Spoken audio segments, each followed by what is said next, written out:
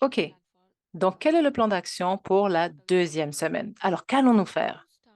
Donc, nous allons commencer notre journée avec la même chose, de l'eau chaude avec un jus de citron, mais nous allons augmenter tranquillement et graduellement la quantité selon votre niveau de confort. Alors, la semaine dernière, quand nous avons commencé à boire de l'eau avec du citron et aussi manger des fruits, première chose dans la semaine, nombre d'entre vous ont senti des déséquilibres ou des nausées ou même des maux de tête.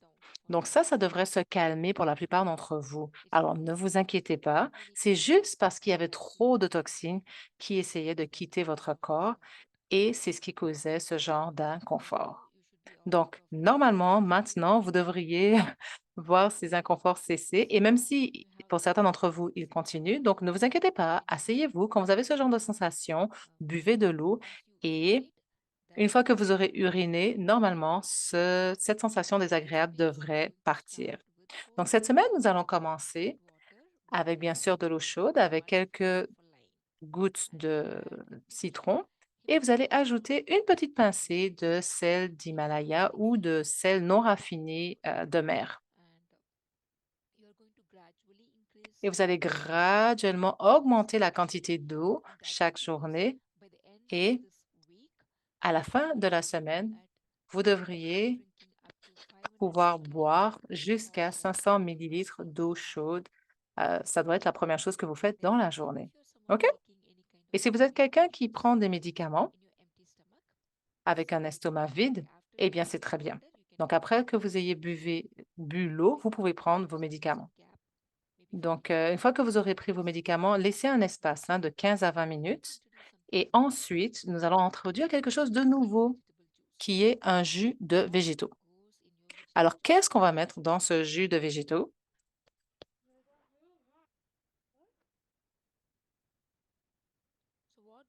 Alors, qu'allons-nous mettre dans ce jus de végétaux?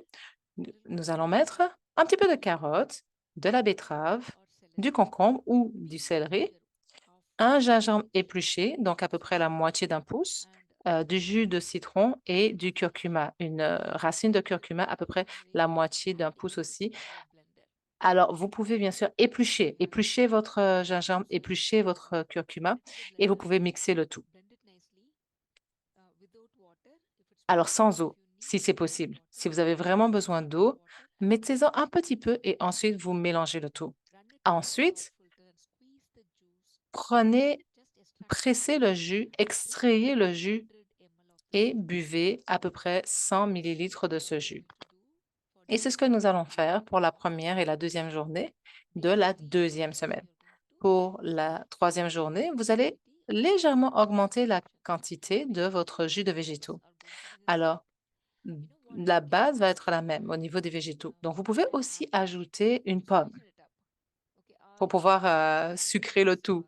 Ou si vous avez des tangerines ou des oranges, vous pouvez aussi ajouter ceci. OK?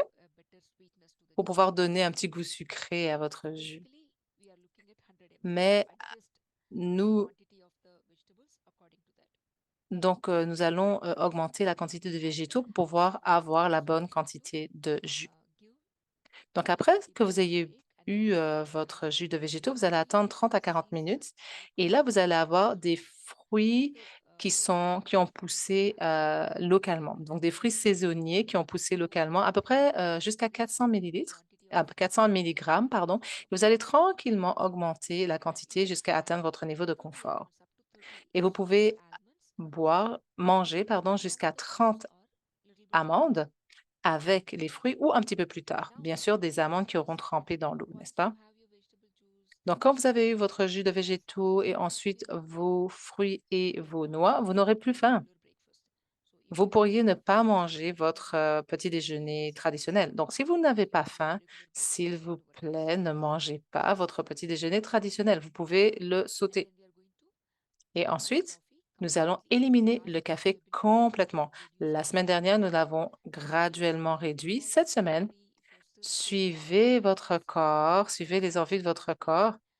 Donc, si vous avez toujours besoin de prendre du café et que vous avez réussi à arriver à un quart de tasse, eh bien, vous pouvez l'arrêter parce que votre corps n'a pas besoin de café, parce que la caféine dans votre corps va déshydrater votre corps et ça va aussi augmenter votre niveau de stress. Donc ça, c'est votre routine du matin. Alors, au niveau du repas de midi, parce qu'on va vraiment mettre l'emphase sur le repas du midi, cette semaine, vous allez continuer à avoir votre repas du soir régulier. La seule chose, la seule restriction, c'est que vous devriez manger avant 7 heures. Alors, le repas du midi, vous allez manger des grains entiers pour le riz, des légumes avec la peau. Et si vous faites bouillir vos légumes à la maison, vous pouvez les laisser tremper ou vos graines, vous pouvez les laisser tremper pendant toute la nuit et vous pouvez manger ceci avec du riz et des lentilles. Et vous allez aussi avoir une tasse de végétaux qui ont été euh, faits à la vapeur et avec bien sûr une tasse de salade. Alors, si vous pouvez bien sûr manger avec votre repas du midi un avocat ou une moitié d'avocat. Si vous pouvez manger un avocat en entier, c'est parfait. Mais définitivement rajoutez de l'avocat, s'il vous plaît. Alors, toujours laisser tremper vos graines et vos lentilles au moins 24 heures avant de les faire cuire. Pourquoi est-ce que vous devez les laisser tremper? Parce que quand vous faites ceci, tous les mauvais nutriments, toutes les choses négatives vont quitter les grains et les lentilles et ça va être beaucoup plus simple pour votre corps de pouvoir les digérer. Et votre corps va être capable de mieux absorber les nutriments de ces grains. Alors, définitivement, ajouter du ghee mélangé qui est du beurre clarifié ou de l'huile de coco de 10 à 15 millilitres par repas. Alors, évitez tout ce qui est frit parce que ça va vous faire, y- ça va vous faire penser que vous êtes plein. Mais si vous n'avez pas suffisamment de graisse de bonne qualité, votre corps ne va pas être capable d'absorber les vitamines comme la vitamine A, la vitamine D, la vitamine B, la vitamine I et la vitamine K qui sont, qui sont dans les végétaux. Donc, la graisse est très importante pour pouvoir absorber les nutriments qui sont dans les végétaux. Si vous continuez à manger des protéines animales, alors continuez à prendre du riz brun, bien sûr, et ensuite, ayez de la viande blanche, idéalement, du poisson ou, euh, pardon, des végétaux crus ou des végétaux bouillis. Alors, si vous aimez la viande, essayez de manger des choses organiques, du poulet ou du bœuf organique. Du, Si vous mangez du poisson et des fruits de mer, essayez de prendre des choses qui sont naturelles, qui ne sont pas frites. Et cette semaine, on va vraiment éviter tout ce qui est le gluten, le laitage et les œufs. Vous allez trouver le gluten dans tout ce qui est le blé et dans n'importe quelle nourriture qui est déjà faite, hein, de la nourriture toute prête et dans les gâteaux, les boulangeries, tout ce qui est boulangerie. Donc, tout ce qui est fait à base de farine blanche tout usage. Et aussi, éloignez-vous des œufs, surtout s'ils viennent pas d'une ferme naturelle. Si vous permettez à un poulet le poulet des fermes, par exemple, qui sont maintenus dans la position assise, ces œufs-là ne peuvent pas vous donner les nutriments nécessaires. Donc, pour cette raison, nous allons vraiment rester loin des œufs parce que les œufs sont aussi un allergène très commun. Notre corps trouve les œufs très difficiles à digérer, surtout ceux qui ont été produits par des poules qui sont pas en liberté, pas bien traitées. Alors aussi, vous devez également continuer à vous exposer au soleil, à la lumière du soleil, et éviter les devises électroniques, tout ce qui est électronique, au moins une demi-heure avant de vous coucher. Et pensez à prendre vos probiotiques. Vous devriez laisser votre téléphone en dehors de votre chambre et il devrait être sur le mode avion pendant que vous dormez. Et allez vous coucher à 10 heures du soir, OK? Et donc, c'est ce que nous allons faire cette semaine. Et il y aura aussi quelques instructions très douces que vous devriez suivre. Donc, Donc, buvez de l'eau filtrée, évitez tout ce qui est le fluor, essayez de filtrer l'eau de votre douche pour éviter tout ce qui est le chlore et les toxines qu'il y a dans l'eau de votre douche et dans l'eau que vous ingérez. Et essayez d'utiliser du shampoing qui est sans parabènes et sans produits chimiques. Essayez vraiment d'utiliser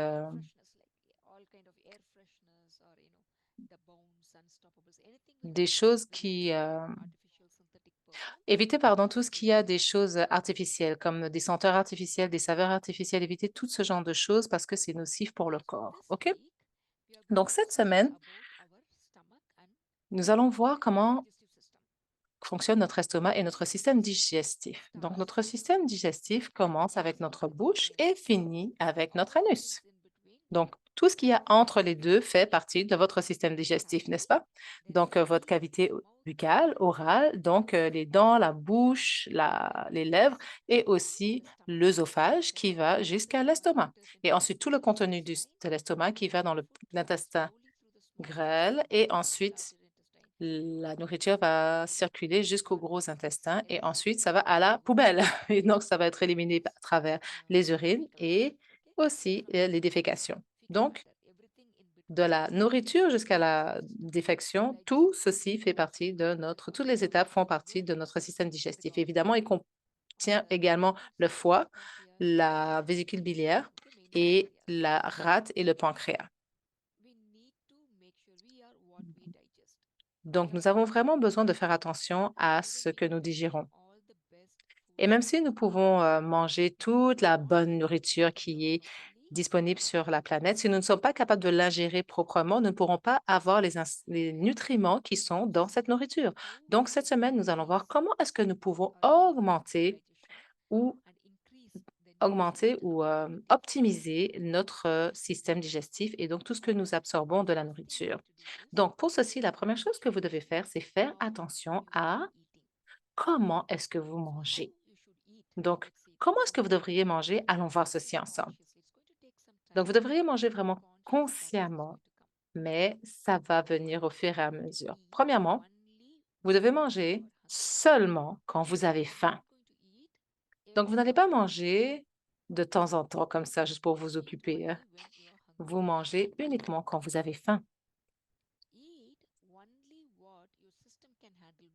Et ne mangez que ce que votre système peut supporter correctement. C'est-à-dire que certaines personnes, par exemple, certains groupes alimentaires ne leur vont pas, comme les choses qui contiennent du gluten ou d'autres qui savent que, OK, la viande rouge ne leur va pas. Alors, vous devez vraiment respecter votre corps et vous tenir éloigné de tous les aliments qui ne vous vont pas.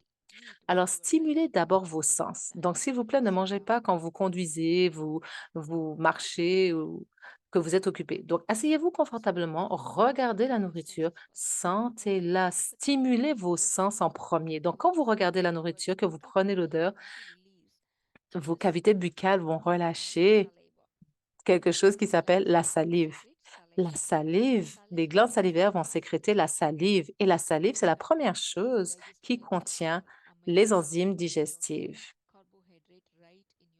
qui vont commencer la digestion dans votre bouche. Et donc, on peut goûter au goût sucré dans la bouche. Par exemple, le riz, pardon, par exemple, qu'on va mettre dans la bouche, on va pas sentir une sensation sucrée, mais plus vous allez la mâcher, eh bien, la salive qui va permettre de briser la nourriture en plus petits morceaux, va permettre de sentir le côté sucré qu'il y a dans le riz. Donc, la première chose que vous devez faire, c'est vraiment prendre le temps de stimuler vos sens en regardant et en sentant votre nourriture. Alors, vous pouvez manger avec vos doigts, bien sûr. Alors, bien sûr, vous les lavez avec de l'eau et du savon. Donc, si vous n'êtes pas confortable à utiliser vos doigts pour manger, alors pas de souci, vous pouvez utiliser du matériel. Donc, utilisez une cuillère ou une fourchette. Et donc, asseyez-vous et mangez tranquillement. Mâchez correctement, au moins 20 à 30 fois chaque bouchée avant d'avaler. Pourquoi? Parce que quand vous mâchez votre nourriture 20 à 30 fois, nourriture va d'abord être mécaniquement cassée dans votre bouche et ensuite ça va être mélangé à la salive. Donc, quand ce mix se fait avec la salive, alors les carbohydrates vont être dissous déjà dans la bouche et aussi votre cerveau va se dire, OK, voilà ce qu'il y a dans la bouche, voilà ce qui va venir dans l'organisme. Et donc, il va instruire le foie et lui dire, oh, OK, il y a de la graisse qui va venir, donc sois prêt.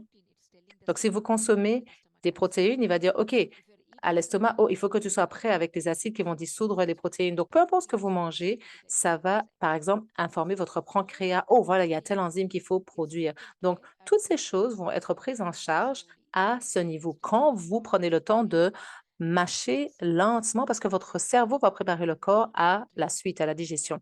Et s'il vous plaît, ne buvez aucune goutte d'eau au moins 30 minutes avant de manger. Arrêtez de boire de l'eau. Alors, par exemple, vous pouvez prévoir d'avoir si vous prévoyez d'avoir votre repas à 1 heure de l'après-midi, vous ne devriez plus boire jusqu'à midi et demi. Et ne mangez pas de fluide avec votre repas. Donc, quand je parle de fluide, bien sûr, je parle d'eau, mais n'importe quel jus également. N'importe quel liquide. Vous pouvez bien sûr manger de la soupe. La soupe va faire partie de votre repas, c'est tout à fait OK. Mais par exemple, il ne faut pas ajouter ni soda, ni jus de fruits, ni eau avec votre repas. Et donc, arrêtez de boire de l'eau jusqu'à 30 minutes après votre repas. Donc, vous devez attendre au moins 30 minutes après avoir complété votre repas pour pouvoir recommencer à boire de l'eau.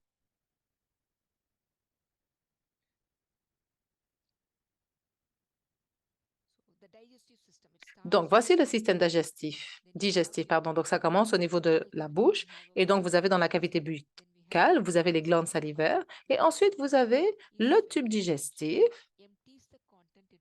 qui va déverser son contenu dans l'estomac, qui est juste là. Et ensuite, vous avez le foie du côté droit du corps. Donc, le foie est responsable de la digestion de la graisse et va aussi produire la bile. Et la bile va décomposer la graisse, va la détruire en morceaux. Ensuite, la nourriture va passer dans l'intestin grêle. Le pancréas, lui, va relâcher l'insuline. L'insuline, c'est ce qui va prendre le sucre et dans les cellules pour pouvoir le convertir en énergie. Et aussi, le pancréas va lui aussi libérer des enzymes pour pouvoir de rendre la nourriture encore plus petite.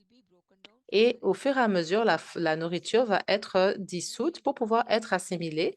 Donc, les nutriments vont être extraits de la nourriture et vont être envoyés au niveau du foie. Et tout le reste va voyager jusqu'au gros intestin. Et tout ce matériel, après que les nutriments aient été extraits, vont être envoyés dans le gros intestin et tout ceci va voyager au travers du gros intestin et va passer par le rectum sous matière et va être extrait sous matière fécale. Donc, un des problèmes majeurs que les personnes expérimentent, c'est que les reflux d'acide sur des estomacs qui sont faibles. Alors, quels sont les différents symptômes que vous pourriez avoir quand vous avez un estomac faible? Alors, les gens vont avoir des problèmes, des douleurs au niveau du thorax parce que la nourriture va rester dans l'estomac pendant longtemps et ça va donc produire des gaz. Et pendant ce processus, alors qu'il y a des gaz qui se forment dans l'estomac, eh ben, l'estomac va prendre de l'expansion et donc ça va remonter vers le cœur et ça peut avoir comme une sensation de douleur au niveau de la poitrine. Et certaines personnes vont avoir des reflux d'acide. Pourquoi? Parce que l'acide qu'il y a dans l'estomac va être projeté dans la gorge. Et donc, l'acide dans l'estomac est très, très acide et donc ça va brûler, donner une sensation de brûlure dans l'œsophage. Et pour certaines personnes, elles vont mal comprendre ceci. Elles vont dire, oh, ce sont des brûlures au niveau du cœur. Non, ce n'est pas la même chose. L'acide de l'estomac s'échappe à travers l'œsophage et voilà, ça, ce sont des reflux d'acide. Certaines personnes vont avoir de la difficulté à avaler la nourriture parce qu'elles peuvent avoir une gorge enflammée à cause des reflux qui remontent constamment de l'estomac. Et elles vont aussi développer des goûts amers dans la bouche. Et certaines personnes vont avoir aussi de la toux chronique pendant de longues périodes de temps. Et la raison pour laquelle elles expérimentent ceci, ça peut aussi être à cause d'un estomac faible. Ils peuvent avoir aussi des problèmes au niveau des dents. Donc, ce n'est pas au niveau des cavités buccales, mais ça peut être tout simplement à cause de l'estomac qui est faible et aussi des gaz. Il peut y avoir, les gaz peuvent aussi avoir des gaz, de la flatulence, des gaz au niveau de la bouche peut être un signe d'estomac faible. Alors, vous pourriez voir un médecin et qui vous dira, ah, vous avez de l'acidité. Et ils vont vous donner différents types de médicaments pour pouvoir vous aider. Alors, que font ces médicaments? Ils vont supprimer l'acide dans l'estomac. Et ça va. Ils vont le supprimer et qu'est-ce qui va se passer? C'est que quand les reflux remontent dans l'estomac, dans l'œsophage, ça va plus vous faire mal. Cette personne va plus avoir de ce genre de reflux ni de sensation de brûlure. Cependant, l'acide dans l'estomac doit être fort pour pouvoir dissoudre la nourriture, pour que les nutriments de la nourriture soient absorbés. Donc, la dissociation des protéines arrive dans l'estomac. Donc, quand nous avons de l'acide fort, cet acide peut dissoudre les protéines. Par contre, si nous avons un estomac faible, ça veut dire que l'estomac ne produit pas un acide suffisamment fort, hein? Donc, l'acidité, ça veut dire quoi? Nous pensons que c'est un haut niveau d'acide. Non, ça veut dire que l'estomac est faible et produit des faibles concentrations d'acide. Donc, allons essayer de comprendre comment est-ce que l'estomac fonctionne. Donc ça, à gauche, c'est un estomac normal, OK? Donc, la nourriture que nous mâchons et que nous avalons va aller à travers l'œsophage, hein, ce tube digestif, hein, c'est ça, le tube digestif, il va entrer dans l'estomac. Entre l'estomac et l'œsophage, il y a une valve qui s'appelle un muscle sphincter. Donc ça, c'est le muscle sphincter de l'œsophage. Et donc, normalement, il est fermé en permanence. Ça veut dire qu'il va être fermé de l'intérieur vers l'extérieur. Donc, vous pouvez manger n'importe quoi, ça va aller au travers comme un entonnoir, en fait. Mais normalement, si le contenu de l'estomac essaie de s'échapper, eh bien, le muscle sphincter va se fermer pour empêcher la remontée de la nourriture. Donc, ceci peut rester fermé quand la concentration de l'acide dans l'estomac est forte. Donc ça, c'est vraiment un prérequis pour le muscle sphincter pour lui permettre de rester fermé. Mais pour la plupart des gens, l'acidité dans l'estomac pourrait être tellement faible que le muscle sphincter reste ouvert en permanence. Et donc, peu importe ce qu'il y a dans l'estomac, ben, ça va remonter. Alors, retournons au fait de comment manger. Je vous ai dit, n'ingérez pas d'eau, arrêtez d'ingérer de l'eau au moins 30 minutes avant l'heure du repas. Et ne mangez surtout pas, n'ingérez surtout pas d'eau pendant que vous mangez.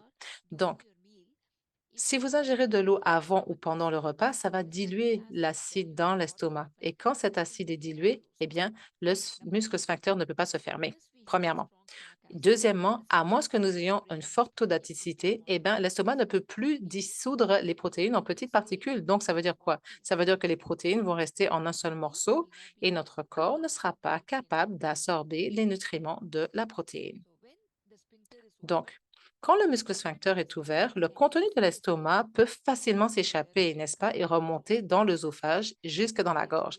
Et c'est là que les personnes ont une expérience de reflux d'acide. Et même si Et donc, quand le contenu essaie de remonter, eh bien, ça cause des brûlures et ça peut aussi causer des inflammations au niveau de la gorge. Et ça peut aussi leur faire expérimenter de la toux chronique à cause de cet acide qui remonte. Et donc, c'est ça qui cause les reflux d'acide. Voilà ce qui se passe quand vous avez un reflux d'acide. Alors aussi, d'autres choses que les personnes peuvent expérimenter, c'est d'avoir des gaz, d'avoir beaucoup de gaz. Donc, prendre des médicaments va diluer davantage l'acide. Donc, ça veut dire quoi? Que les choses vont continuer à remonter, mais vous n'allez plus le sentir. Pourquoi? Parce que l'acide sera tellement faible que ça ne va plus brûler ni votre oesophage ni votre gorge. Et donc, ça, c'est la base au niveau des reflux d'acide. Et seulement quand vous comprenez ceci, vous êtes capable vraiment de renverser le processus si vous avez déjà des reflux d'acide ou des gaz ou peu importe. Mais si ça, ça n'est pas arrangé, si ça, ce phénomène-là n'est pas bien compris, vous ne serez pas capable de dissoudre, d'ingérer les protéines dans les nutriments dans la protéine. Alors, les gens ne sont pas nés avec des reflux d'acide. Mais quand est-ce qu'ils commencent à développer ceci? Alors, c'est quand ils ont un haut niveau d'œstrogène dans le corps. Alors, ça peut tout simplement être à cause d'un débalancement hormonal ou ça peut aussi être à cause de peu de thyroïde, d'un faible niveau de thyroïde dans le corps. Ça peut être aussi à cause d'un haut niveau de stress ou de sport fait intensément. Donc, quelqu'un aussi pourrait être intolérant au lait, mais il continue à en ingérer. Donc, éventuellement, l'estomac va perdre sa capacité à produire des acides. Et donc, quand le niveau d'acide dans l'estomac devient faible, eh bien, il y a une bactérie dans l'estomac qui s'appelle H. pylori et cette bactérie va augmenter. Et donc, l'acide naturel qu'il y a dans l'estomac garde cette bactérie sous contrôle. Nous en avons tous, hein, cette bactérie dans l'estomac, tous. Mais vous voyez ici, la portion du bas, il y a une valve hein, entre l'estomac et l'intestin. Et ça, c'est un autre muscle sphincter. Et c'est là que nous avons beaucoup de bactéries H. pylori. Et donc, quand vous avez un acide très fort dans le corps, eh bien, ça garde cette population de bactéries sous contrôle. Mais par contre, pour les gens qui ont un niveau faible d'acide, eh bien, ces bactéries augmentent et donc il y en a beaucoup trop dans l'estomac. Leur nombre augmente et elles deviennent trop nombreuses dans l'estomac. Donc, si vous avez un haut niveau de bactéries H. pylori, ceci peut causer des reflux d'acide. Donc, qu'est-ce que vous pouvez faire quand vous avez des reflux d'acide? Ne mangez pas à pleine capacité de votre estomac. Pourquoi? Parce que quand votre estomac est en expansion, c'est à ce moment-là que la nourriture peut partir par le muscle sphincter. Donc, vous ne voulez pas manger trop. Je vous encourage à manger un petit peu moins. Donc, si vous avez des déséquilibres hormonaux, essayez de rééquilibrer ceci. Prenez des médicaments si ça peut vous aider, si ça peut aider votre thyroïde également. Et surtout, faites attention à votre niveau de stress. Essayez de manager votre stress. Si vous êtes stressé avant ou après les nourritures, essayez de vous calmer. Si vous êtes stressé, ne mangez pas. Ou si quelqu'un vous a crié après, ou vous avez crié après quelqu'un, s'il vous plaît, ne mangez pas. Parce que votre estomac ne sera pas capable là, de manger dans un moment comme ça. Donc, mangez seulement quand vous vous sentez relaxé. Mangez de la nourriture crue. Introduisez ça dans chacun de vos repas parce que ça aussi, ça va vous aider à soutenir la digestion de la nourriture. Mangez des choses faciles à digérer, hein. Peu importe ce que vous mangez, il faut que votre corps soit capable de l'ingérer et ça, c'est vraiment la meilleure qualité de nourriture pour vous. Et évitez la nourriture fermentée et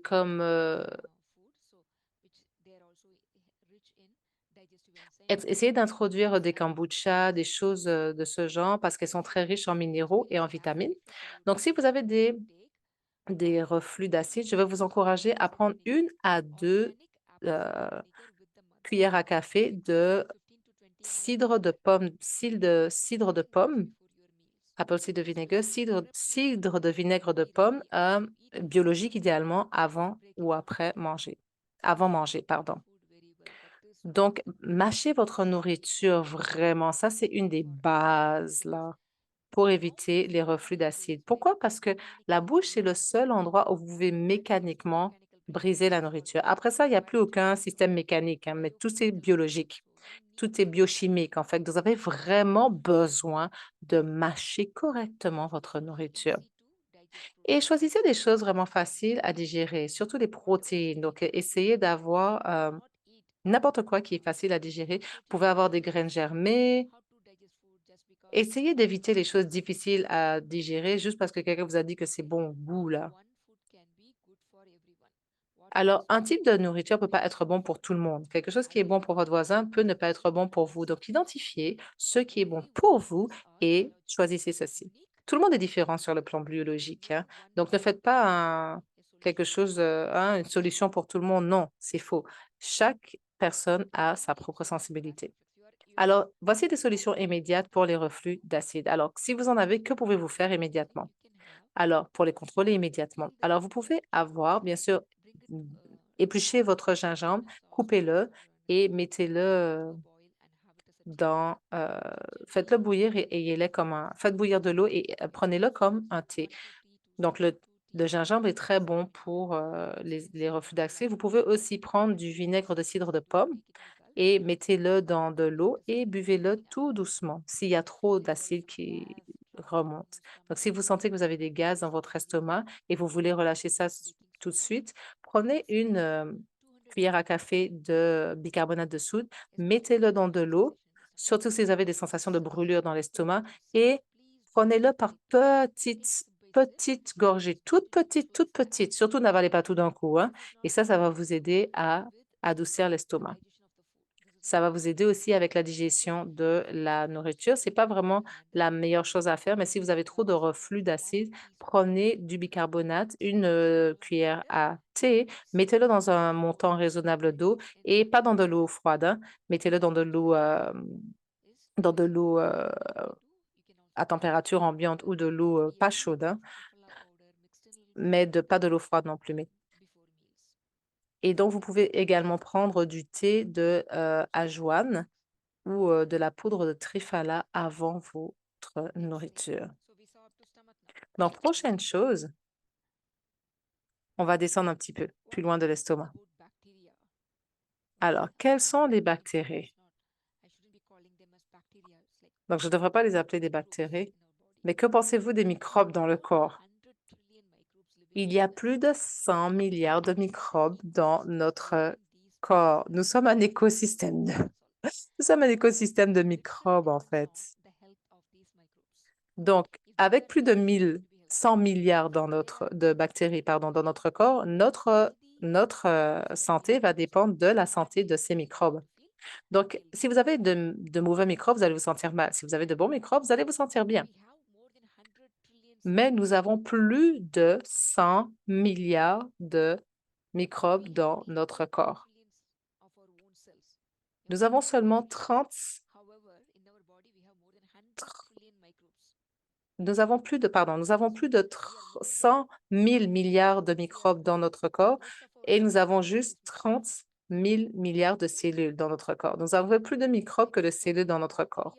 Et donc, ce sont des bactéries, des fungus et d'autres sortes. Donc, tous les microbes, c'est pas tous les microbes qui sont bons, c'est pas tous les microbes qui sont mauvais. Il y a deux styles de microbes. Évidemment, il y a les bons et il y a les mauvais. Donc, quels sont les bons microbes?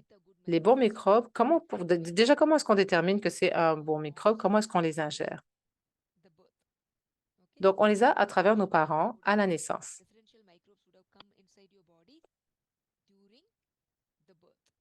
Donc, les bons microbes vont venir à nous durant la naissance. Et ça, ce sont des bons microbes. Donc, si un enfant est né à travers césarienne, c'est la plupart du temps là qu'ils commencent à avoir des problèmes au niveau de la peau ou de l'asthme ou des problèmes au niveau respiratoire. Pourquoi ça arrive avec ces enfants? Parce qu'ils n'ont pas de résidus de microbes pour eux. Ce sont des microbes, des enfants qui sont nés sans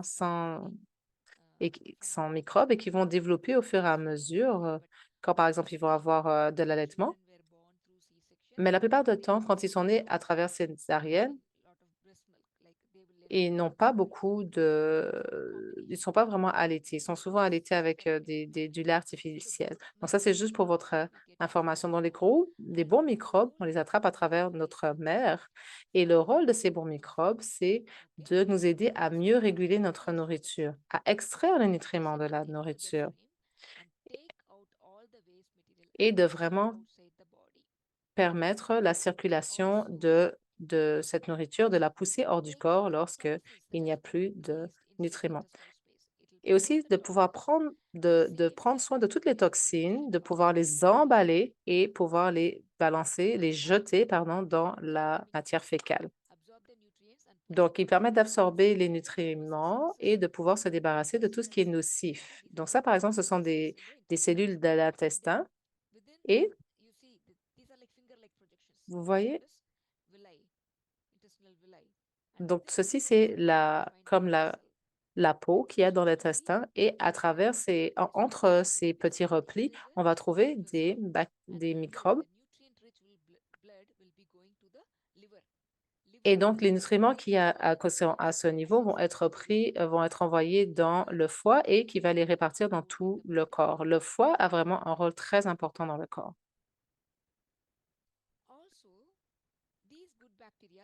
Et aussi, ces bonnes bactéries, elles sont aussi responsables de produire des vitamines dans notre corps. La plupart des vitamines, comme les vitamines B, sont produites par les bonnes bactéries dans notre corps. Alors, les personnes vont dire, oh, est-ce que tu es végétarien? Tu vas pas avoir suffisamment de B12. Non, c'est pas vrai. Toutes les vitamines B sont produites par les bons microbes qu'il y a dans les intestins. C'est produit naturellement. Donc, si vous vous sentez fatigué, ça veut dire que vous n'avez pas, peut-être que vous avez des problèmes au niveau de la population de vos microbes, l'équilibre entre les bonnes et les mauvaises, là. Si vous vous sentez fatigué tout le temps, hein, ou si vous vous sentez affaibli, ça peut être dû à l'équilibre qu'il y a entre les bons et les mauvais microbes. Parfois, ça peut être un déséquilibre hormonal. Alors, n'importe quoi pourrait se passer à cause du déséquilibre entre les bonnes et les mauvaises, les bons et les mauvais microbes, parce qu'ils ont un rôle très, très important dans notre métabolisme et dans notre santé en général. Donc, quels sont les facteurs qui vont avoir un impact sur la population microbienne? Alors, l'alimentation. Les bons microbes peuvent vivre dans un environnement où la personne, par exemple, va manger beaucoup de fruits et de végétaux. Donc, bien sûr, les fruits doivent contenir des fibres. Si la personne mange beaucoup de choses raffinées, comme des pâtisseries, des choses à base de farine blanche, alors il pourrait ne pas avoir suffisamment de fibres, de bonne qualité de fibres dans leur nourriture. Ces fibres qui peuvent nourrir les bonnes bactéries. Donc, tout ce qui est fromage, toast, tout ça, ça va nourrir les mauvaises bactéries. Donc, quand vous nourrissez les mauvaises bactéries, qu'est-ce qui se passe? Eh bien, la personne, elle aussi, va avoir des envies de sucre. Donc, quand vous mangez des donuts, par exemple, en dedans de quelques jours, vous allez avoir envie de manger des donuts. Pourquoi? Parce que les mauvais microbes vont manipuler votre cerveau pour pouvoir dire que vous avez besoin de plus de sucre. Les gens vont avoir des fringales pour du sucre et pour les choses qui vont nourrir ces mauvaises bactéries, ces mauvais microbes. Alors, le, s- le stress, par exemple, et aussi votre environnement peut avoir un impact sur l'équilibre entre les bons et les mauvais microbes. Donc, si vous y vivez dans un endroit où il y a du froid, où il y a l'hiver, par exemple, les bons microbes peuvent avoir un impact, peuvent être impactés par ceci. Et aussi, où votre niveau d'activité et votre âge peut affecter l'équilibre qu'il y a entre les bonnes et les mauvais microbes. Alors, là aussi, la façon dont la personne est née, est-ce que c'est une césarienne ou si c'est un accouchement par voie normale?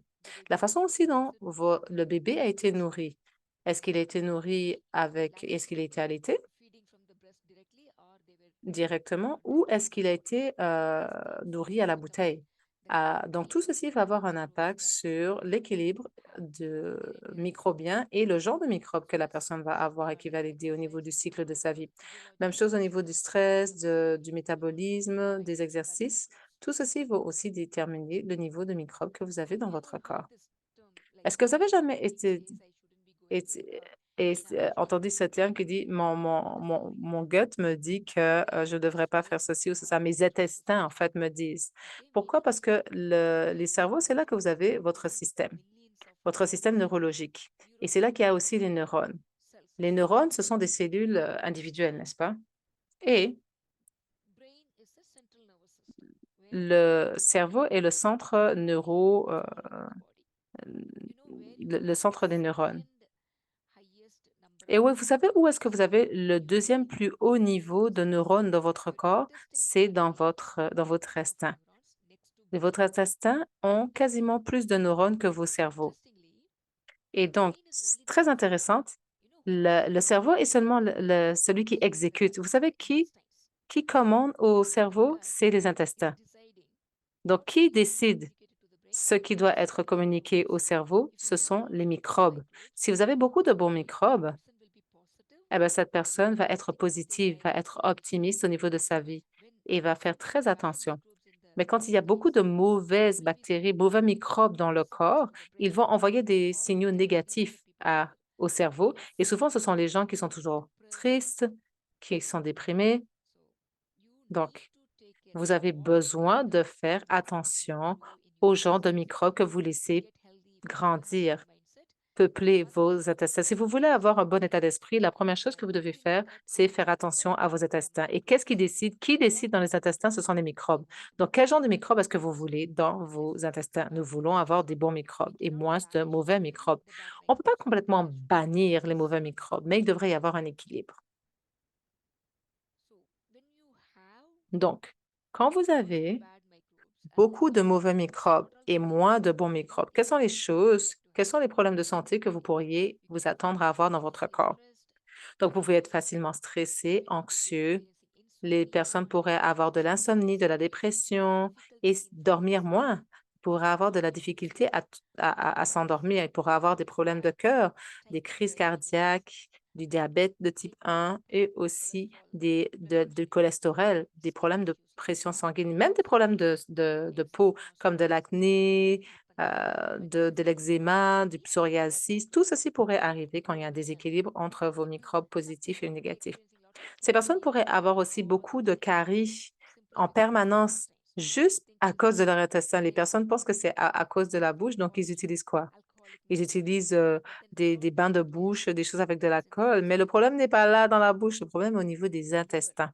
Donc, au niveau du foie, il pourrait y avoir des problèmes de foie aussi s'il y a un déséquilibre entre les bons et les mauvais microbes dans les intestins. Les gens pourraient avoir de l'allergie, de l'asthme, de l'arthrite, du lupus, de, du diabète de type 1.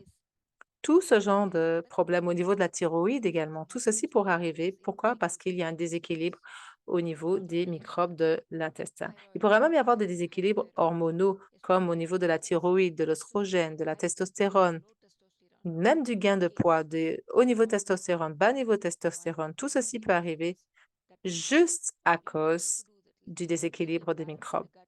Alors, juste quand vous rééquilibrez les microbes dans l'intestin, vous pourriez naturellement solver plein de problèmes de santé. Donc, ça, c'est vraiment quelque chose que j'attends de beaucoup d'entre vous, c'est de prendre des probiotiques et de les prendre avant d'aller au lit. Donc, un probiotique par jour, bien sûr, ça ne va pas fleurir du jour au lendemain, mais ça va aider à rétablir cet équilibre et à aider les bons microbes à se multiplier.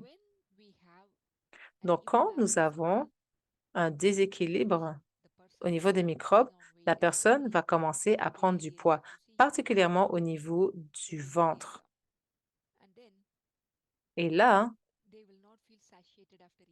elles ne vont pas se sentir pleines après manger. Elles vont surtout avoir faim, souvent sentir une sensation de faim. Elles ne se seront pas rassasiées et elles vont continuer à ajouter du poids.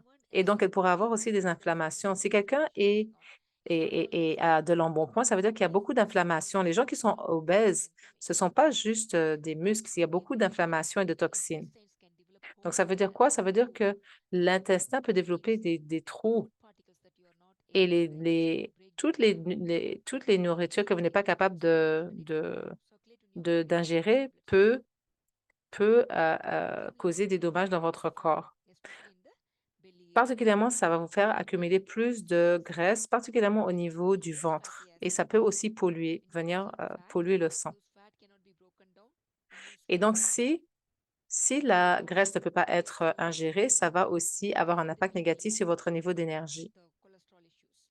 Et ça peut aussi avoir un impact au niveau du cholestérol. Ça peut aussi avoir un impact au niveau de l'insuline, de votre système cardiovasculaire, au niveau de votre foie. Et ça peut aussi venir bloquer, causer des plaques et des amas, des dépôts et venir bloquer vos vaisseaux sanguins, causer des crises cardiaques et aussi du diabète. Tous ces problèmes peuvent être résolus juste en rééquilibrant les populations de microbes, de bons microbes qu'il y a dans votre intestin. Alors, comment pouvons-nous faire ceci?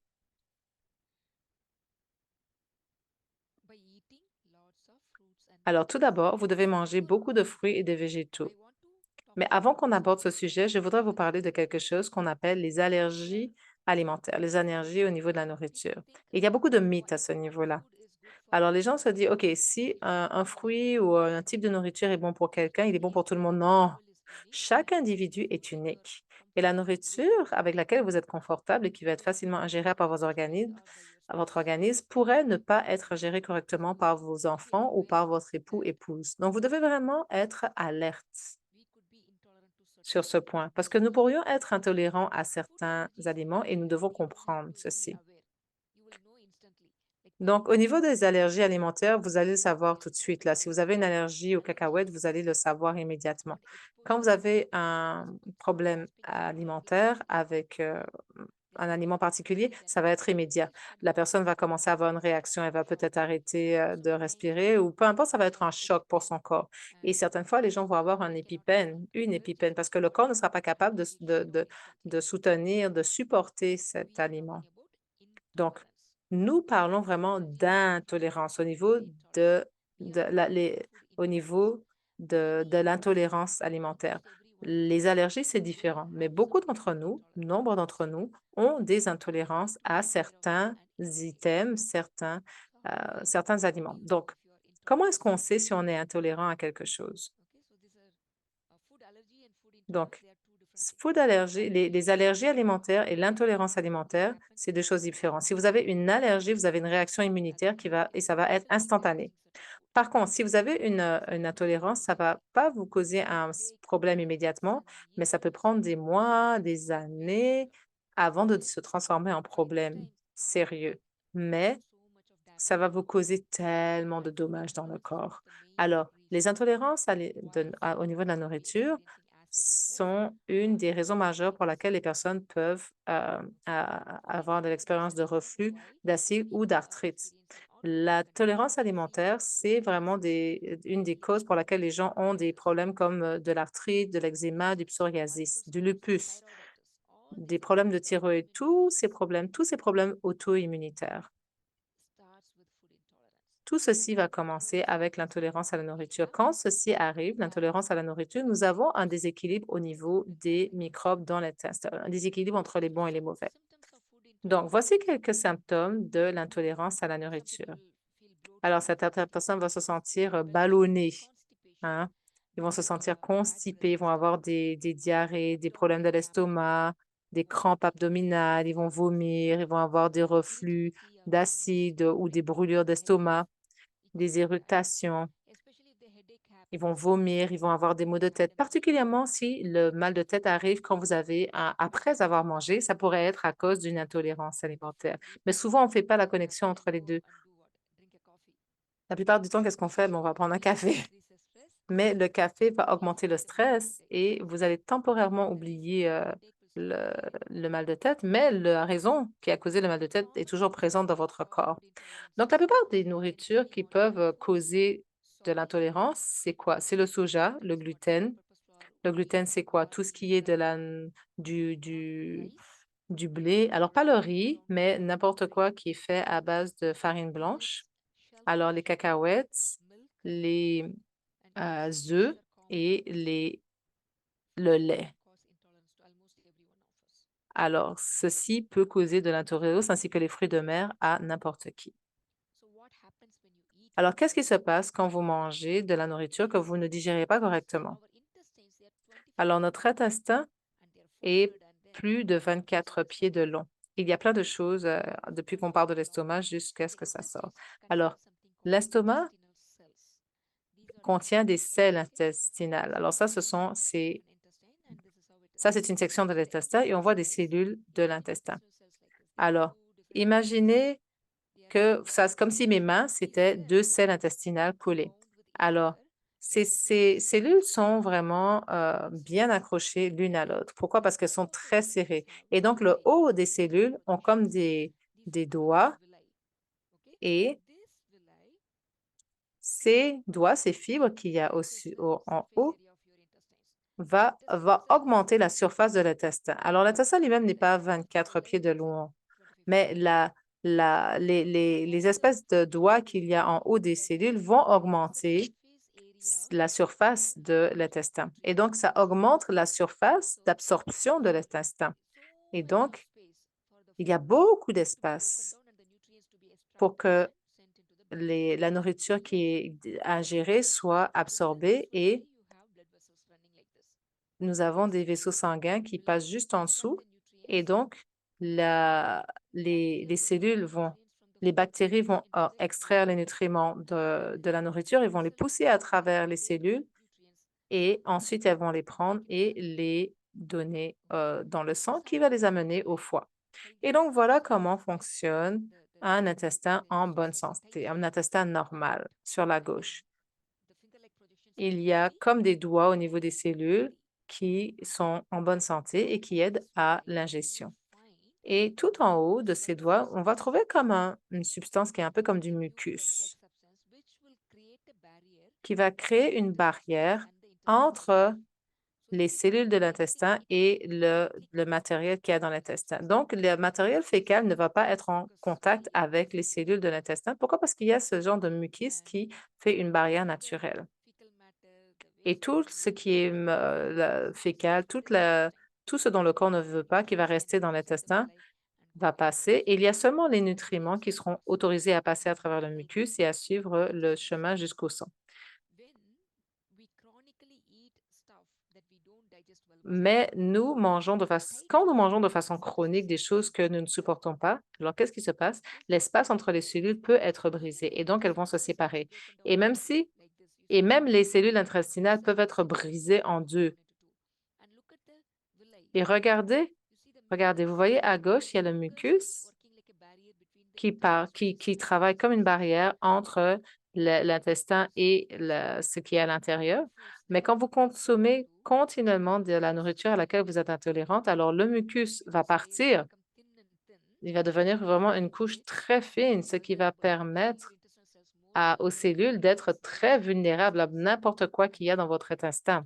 Et ensuite, je vous ai dit, quand la jonction entre les cellules est brisée, eh bien, ça permet aux bactéries, aux virus, aux fungus et à n'importe quoi, comme des matières fécales, n'importe quoi qui n'est pas censé être dans le sang va facilement aller dans le sang. Et donc, ce sang va aller où?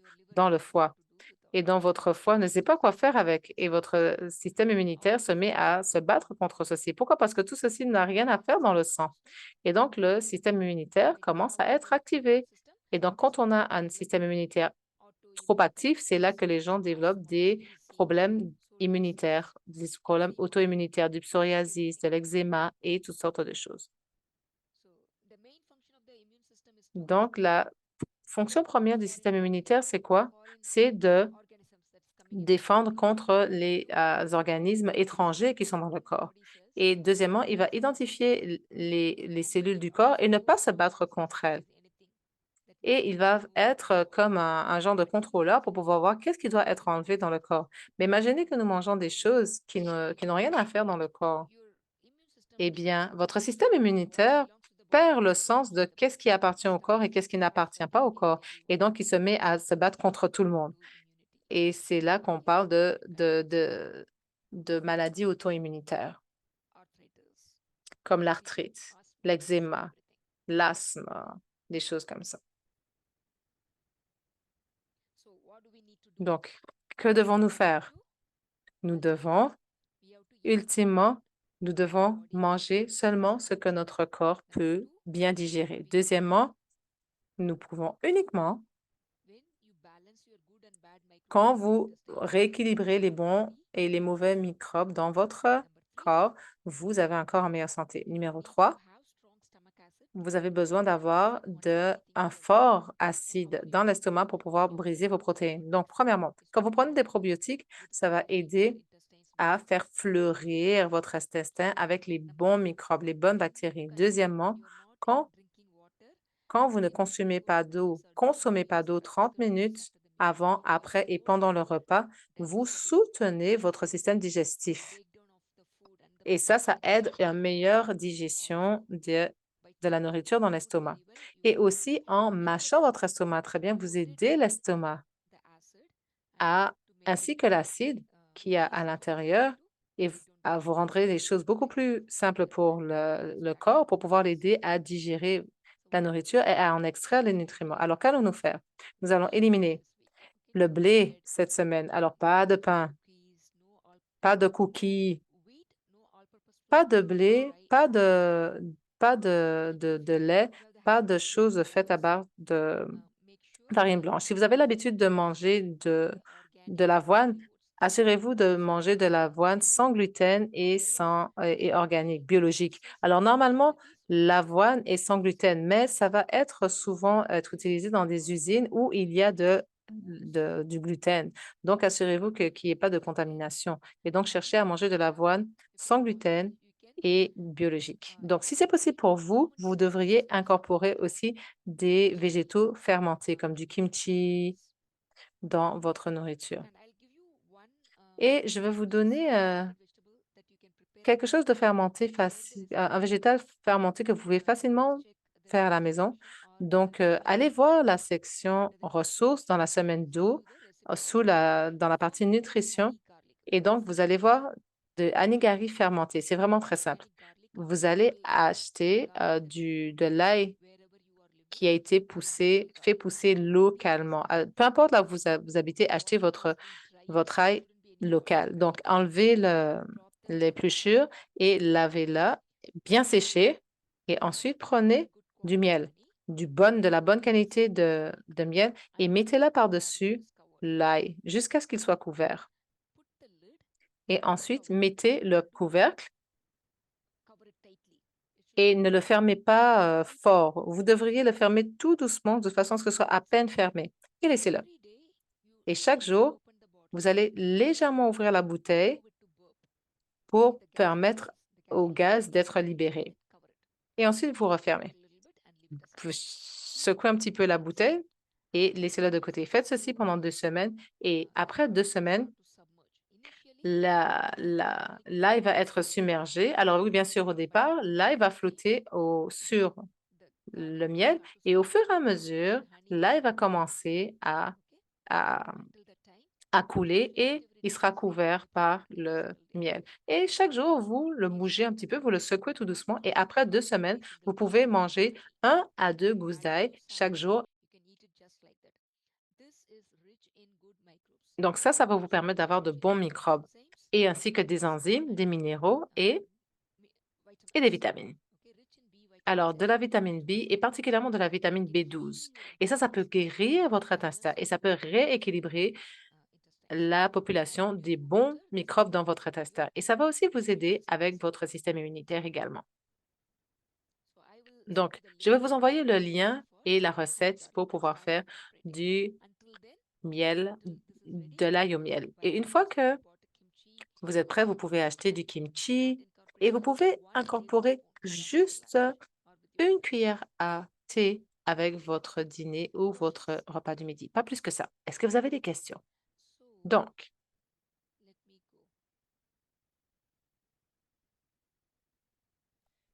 Emma, oui.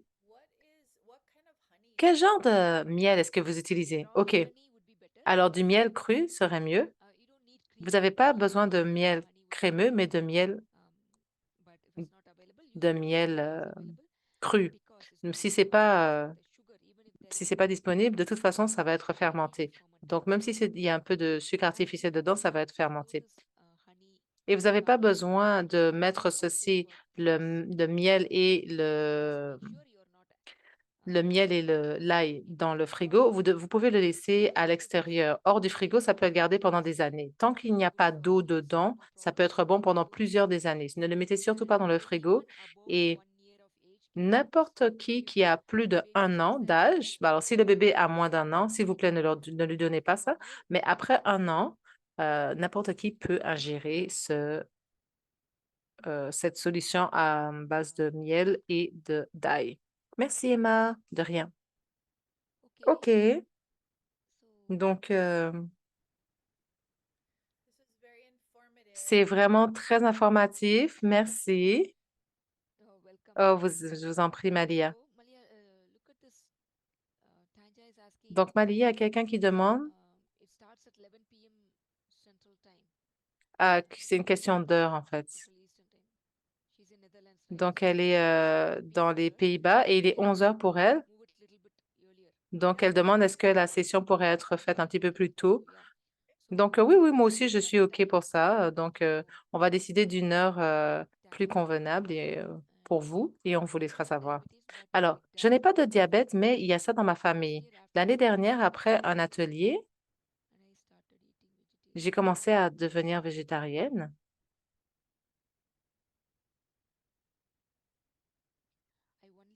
et je ne mange que des avocats et des salades au repas du midi.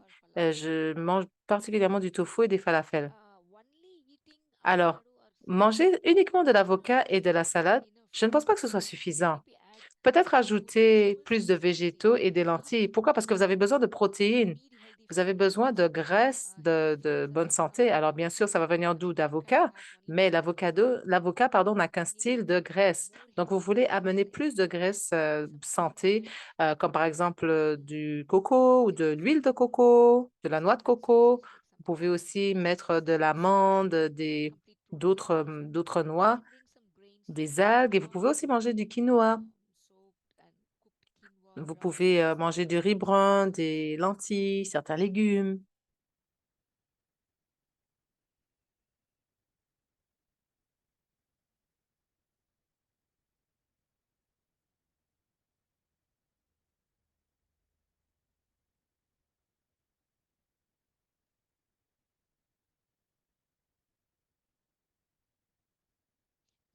OK. Même si vous mangez beaucoup de nourriture biologique, vous devriez de varier. Donc, si organique pour vous, c'est possible, oui, définitivement, vous devriez manger biologique. Mais essayez de manger des choses qui ont poussé des fruits qui sont locaux et qui poussent dans votre région. Alors, le quinoa, bien sûr, vous pouvez ajouter de la graisse, vous pouvez ajouter du ghee quand vous cuisinez ou de l'huile de coco. Pourquoi? Parce que la plupart des vitamines sont solubles dans l'huile. Donc, si vous n'avez pas de graisse de bonne qualité, votre corps ne sera pas capable de métaboliser ces vitamines. Donc, par exemple, certaines personnes peuvent être déficientes en calcium. Alors, ils peuvent prendre tous les suppléments de calcium possibles, mais si ils ne prennent pas de vitamine D, leur corps ne pourra pas absorber le calcium.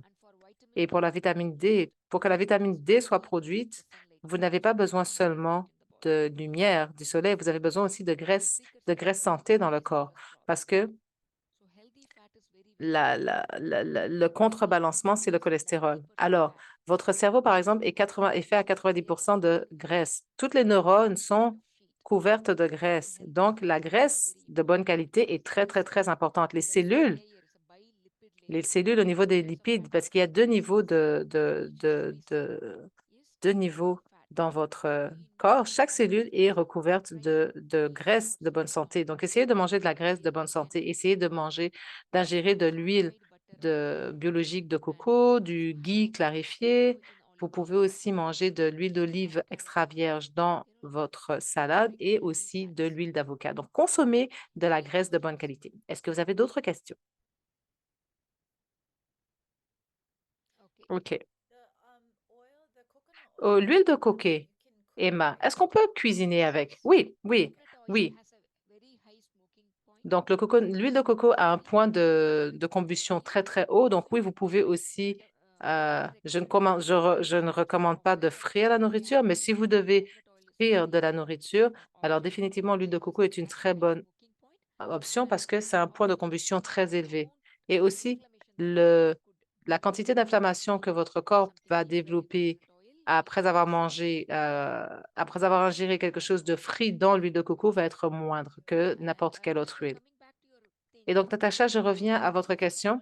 Si vous utilisez de l'huile d'olive pour cuire, c'est pas une bonne option parce que l'huile d'olive n'est pas stable au niveau de la chaleur. Ça veut dire que quand vous la faites chauffer à une température élevée, elle va se fractionner et elle pourrait perdre ses bonnes propriétés. OK? Donc, c'est vraiment pas bon pour votre corps quand vous l'utilisez frite. Donc, quand vous avez utilisé là l'huile extra vierge dans votre salade, mais elle ne devrait jamais être mise sur la poêle et frite. Donc, est-ce que je pourrais partager? Oui, bien sûr. Donc, je suis sur mon téléphone, donc j'espère que vous en m'entendez bien. Oui. Euh, donc, l'huile d'olive que j'achète, il est dit sur l'étiquette que c'est bon pour cuisiner. Donc, j'ai aussi de l'huile d'olive vierge dans ma maison et que j'utilise pour la salade. Et celle-ci, je l'ai achetée et ça dit sur l'étiquette que c'est aussi bon pour cuisiner. Oui, OK. Et donc, c'est pour ça que je l'ai achetée. Oui, alors nous devons regarder les instructions pour l'huile d'olive. L'huile d'olive, c'est principalement de l'oméga 9. Et il y a aussi à l'intérieur, alors bien sûr, il y a des magnifiques qualités. L'huile d'olive, par exemple, la couleur de l'huile d'olive va être verte, hein, mais ça va être dans une bouteille en verre. Ça ne devrait pas être, être soumis à des hautes températures pour cuisiner.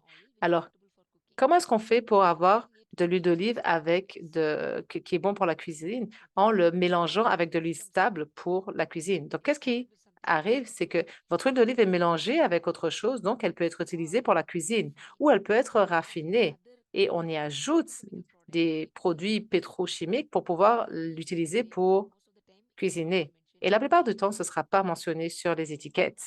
Ah, OK. Oui, oui, oui, oui. Je ne savais pas ça. Donc, mais je comprends, beaucoup de personnes n'aiment pas le goût de l'huile d'olive, hein, de l'huile de coco, pardon. Je comprends ceci. Mais qu'est-ce que vous pouvez faire? C'est qu'il y a des huiles de coco qui sont qui ont moins de goût.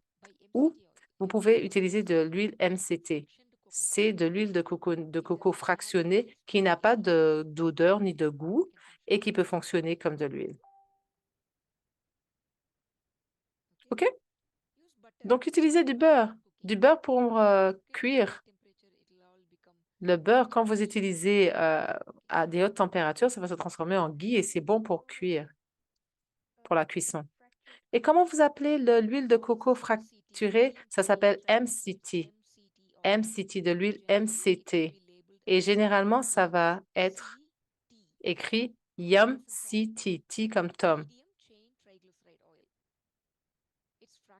C'est de l'huile de coco fractionnée. Ça veut dire qu'elle est extraite de l'huile de coco, mais qu'elle n'a pas d'odeur ni de goût aussi fort. Et vous pouvez aussi trouver de l'huile de coco qui est sans saveur, en fait. Donc, vous pourrez choisir celle-là, préférablement. Vous pouvez aussi utiliser de l'huile d'avocado pour votre cuisson, si vous préférez. OK? Donc, est-ce que vous étiez capable de remplir le tableau de suivi pour Malia?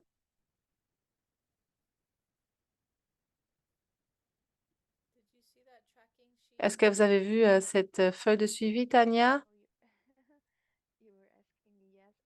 Alors oui, oui, je dirais oui, je l'ai vue. Je l'ai suivie autant que possible, autant que j'ai pu. Et je dois dire que tous les jours, je grandis. Donc, je n'étais pas capable de faire tout tous les jours pendant les premières journées. Mais je suis en train de grandir et je vais me coucher plus tôt. Et ça, c'était vraiment mon plus grand défi dans la semaine. Et aujourd'hui, j'ai une exception parce qu'il est beaucoup plus tard que l'heure à laquelle je devrais me coucher. Mais ça a définitivement été la meilleure chose et le meilleur gain que j'ai pu faire cette semaine. C'est que j'ai pu aller me coucher plus tôt chaque jour et, Et je me suis vraiment sentie mieux le matin et dans la journée également. Et je pouvais même me lever au plein milieu de la nuit, mais mon âme me réveillait et là, je traçais des calligraphies et je retournais me coucher. Je me sentais vraiment mieux. OK, bien, bien, bien, bien. OK. Donc, je dois faire mes pratiques énergétiques davantage. Ça, c'est quelque chose que je dois vraiment, vraiment, vraiment faire parce qu'il fait vraiment froid ici à Amsterdam. Oui, et ça, c'est quelque chose sur lequel je vais travailler pendant les prochains jours. OK, fantastique. Merci. Donc, si vous avez besoin d'aide, laissez-nous savoir. Merci. OK. Donc, si vous n'avez pas d'autres questions, je pense qu'on va se rencontrer la semaine prochaine. Et si vous avez n'importe quelle question, si vous avez besoin d'aide, s'il vous plaît, laissez-nous savoir. Ça va nous faire plaisir de vous aider. Merci. Merci. Bye bye. Passez une bonne nuit. Bye bye.